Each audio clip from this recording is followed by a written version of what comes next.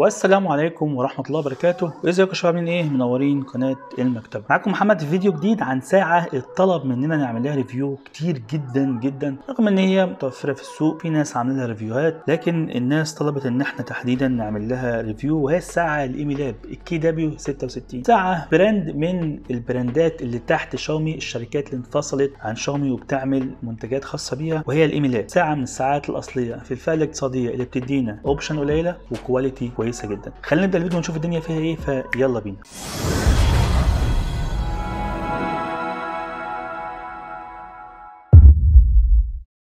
الساعه الايمي لاب KW66 هي اللي انا لابسها في ايدي واللي انت شايفها معايا دلوقتي.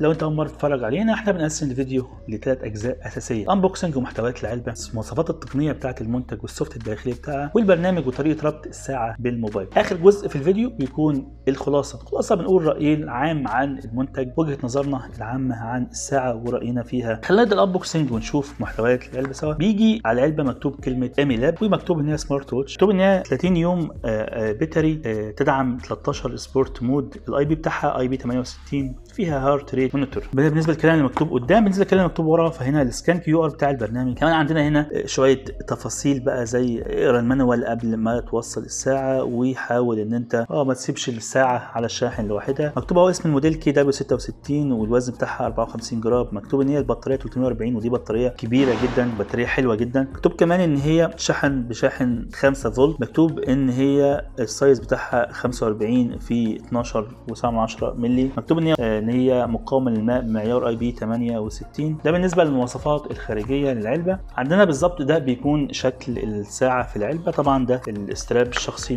مش الاستراب بتاع الساعه، فمهم جدا نكون عارفين. اول حاجه بيكون الساعه عندنا بقى ده الاستراب اللي بيجي اصلا الساعه في الساعه. وعندنا هنا كمان استراب الاضافي، في فيرجن بيجي باستراب واحد وفي فيرجن بيجي بتو ستراب. ده الفيرجن اللي معاه الاثنين ستراب طبعا، والاستراب مكتوب عليه ايمي لاب زي ما احنا شايفين اهو. الاثنين بتوع الساعه مكتوبين عليهم ايمي لاب. وعندنا في الاخر حاجه وهو كابل الشاحن. الاثنين بينا برضو المعتاد اللي بنشوفه في ساعات كتيره، الشاحن الاثنين بينا اللي احنا شايفينه ده. اخر حاجه عندنا المانوال او الكتالوج، هو فيه تفاصيل بسيطه عن الساعه موجوده باللغه الانجليش. ده بالنسبه للانبوكسنج ومحتويات العلبه. خلينا نخش على الجزء الثاني من الفيديو، وهو المواصفات التقنيه والسوفت وير.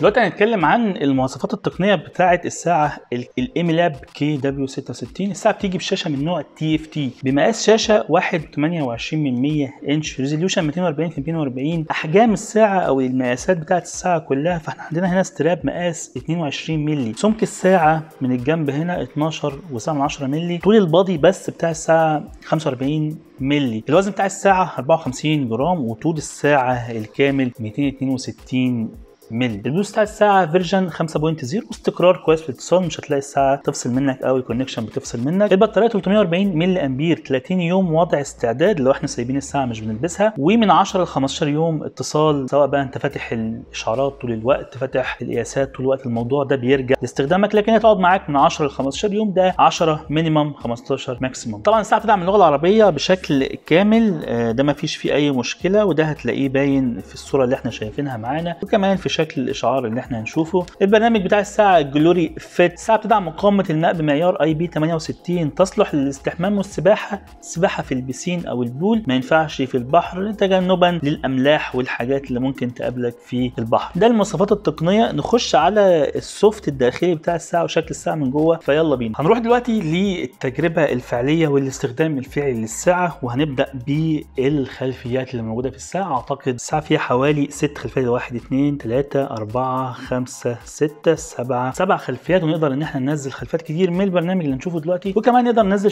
صوره شخصيه لو احنا حابين. بعد كده عندنا لما بنروح ناحيه اليمين بنخش على القائمه، لما بنروح ناحيه الشمال نخش على الاختصارات بتاعه الحاجات اللي جوه في القائمه. فعندنا اول حاجه الستاتس، الخطوات، وعندنا نبض القلب. نبض القلب شغال اكيوريت بطريقه كويسه وشغال نسبيا كويس. شوفوا دلوقتي معايا تجربه القياس كانت قبل المجهود عامله ازاي وبعد المجهود عامله ازاي. شوفوا التجربه وهنرجع تاني.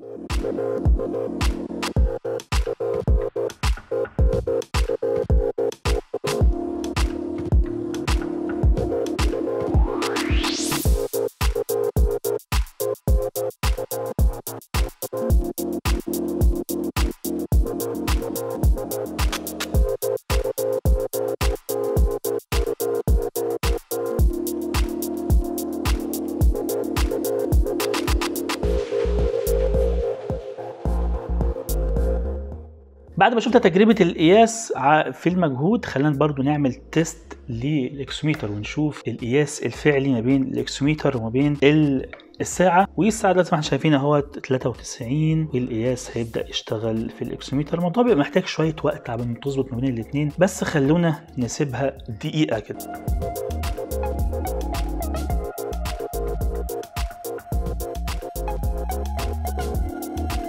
كده يعتبر القياس متقارب، هيفضل بقى متقارب، مش هتلاقوهم فرقوا عن بعض كتير.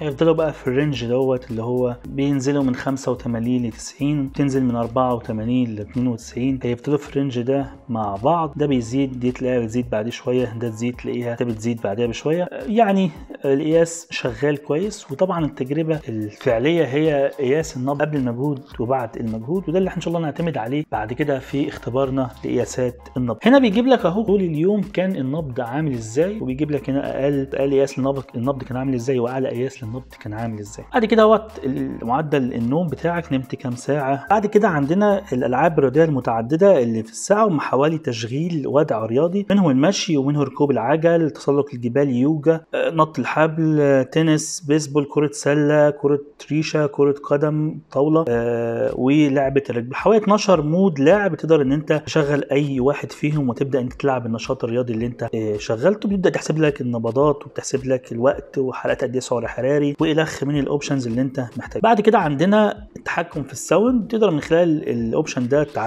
توقف وتشغل الساوند وتجيب الساوند اللي قبل كده وكمان الساوند اللي بعد كده. خلاص كده خلصنا. لا بننزل من تحت لفوق، بنخش على البرايتنس او وضع اضاءه الشاشه. طبعا هتحتاج انك تسيب الشاشه على اعلى وضع الاضاءه، لان الشاشه زي ما احنا هنشوف دلوقتي في الصور اضاءه الشاشه مش احسن حاجه تحت اشعه الشمس، لكن ده في التصوير، لكن تحت عينك هتلاقي نفسك شايف كويس، لكن مش احسن حاجه، محتاج ان انت توجهها على عينك بالظبط. بعد كده عندنا هنا وضع عدم الازعاج، اللي هو الساعه ما يجيلكش فيها اشعار ولا تعمل اي فايبريشن طول ما انت مشغله. وهنا السيتنج اللي احنا هنشوفه جوه في القائمه. عندنا بعد كده هنا البطاريه فيها قد ايه، وهنا اليوم والتاريخ، وده البحث عن الموبايل. اما نروح على القائمه، اول حاجه عندنا الالعاب الرياضيه اللي احنا شفناها ومعدل ضربات القلب اللي احنا شفناه. عندنا الستيتس بتاعتك او الخطوات برده اللي احنا شفناها بره. مشينا النهارده 836 خطوه، حوالي نص كيلو، حرقنا 64 سعر حراري. هنا النوم برده اللي موجود بره. عندك بعد كده هنا بقى المؤقت، تقدر ان انت تشغله، او الستوب واتش تشغله، وتقدر ان انت بعد كده عندنا هنا الاشعارات. زي ما احنا شايفين الاشعارات بتيجي باللغه العربيه واضحه، ما فيش فيها مشكله، لكن بعدد حروف، بعدد كلمات ما تزيدش عن 10 ل 15 كلمه، وبالخط اللي احنا شايفينه قدامنا دوت. خط مش واضح قوي لكن معقول. الاعدادات عندنا فيه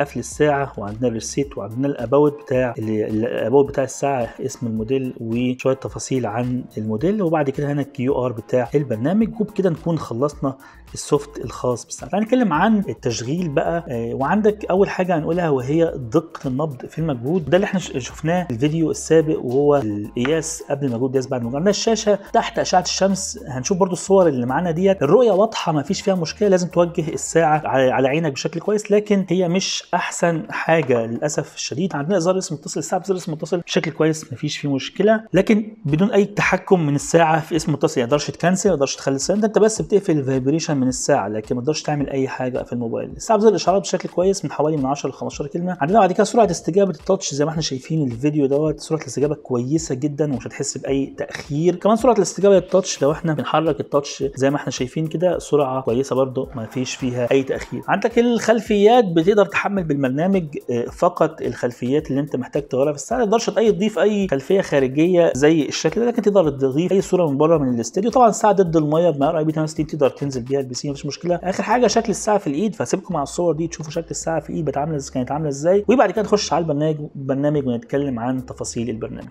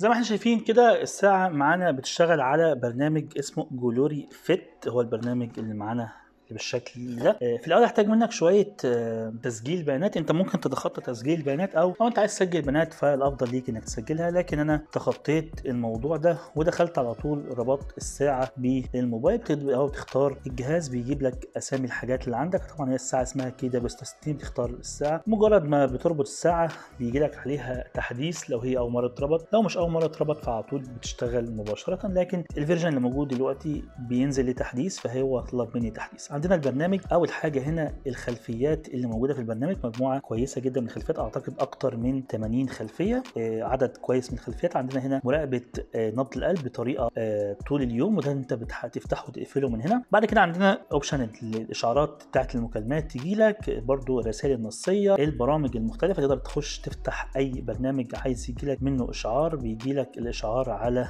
الموبايل، من الموبايل للساعه. عندك هنا تذكير بالجلوس في اوقات معينه، تحو اوقات معينه ما يشتغلش. عندك هنا هو تقدر تضيف منبه من خلال المكان ده. عندك هنا برضو تشغيل الساعه لما بتقلبها كده بتنور، وده احنا شايفينه في الفيديو برضو معانا شغال بشكل كويس. عندك بقى وضع عدم الازعاج، برضو تقدر انت تشغله وتفتحه من هنا وتتحكم يفتح امتى وينتهي امتى. عندك بعد كده الادوات العامه، هنا بقى التصوير، لو انت عايز تصور تقلب الساعه كده تقوم الساعه منوره لازم تفتح من هنا. عندك البحث عن الساعه بيبدا ان هي تنور. في بعد كده مده تشغيل الشاشه يعني من 5 ل 15 ثانيه. نظام التايم او الوقت تحكم 12 ولا 24 ساعه. لغه الجهاز تقدر تخلي اللغه حسب الموبايل او تحكم في اللغه زي ما انت عايز. انا مخليها عربي زي ما احنا شايفين كده معانا الساعه كلها باللغه العربي. طبعا لازم تكون فاتح البلوتوث، طبعا مش محتاج اقول لك المعلومه دي بتاعت الموبايل. وهنا بقى بيسجل معاك بياناتك طول اليوم.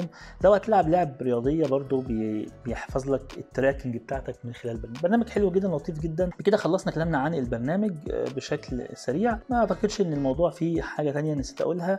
هنا تقدر ان انت زي ما احنا قلنا تنزل صورة خاصة من عندك، تختار اي صورة من الالبوم او تصور صورة دايركت وبتنقلها للساعة. موضوع بسيط وسهل جدا. نخش على الخلاصة ونقول رأينا في الساعة الإيميلاب KW66.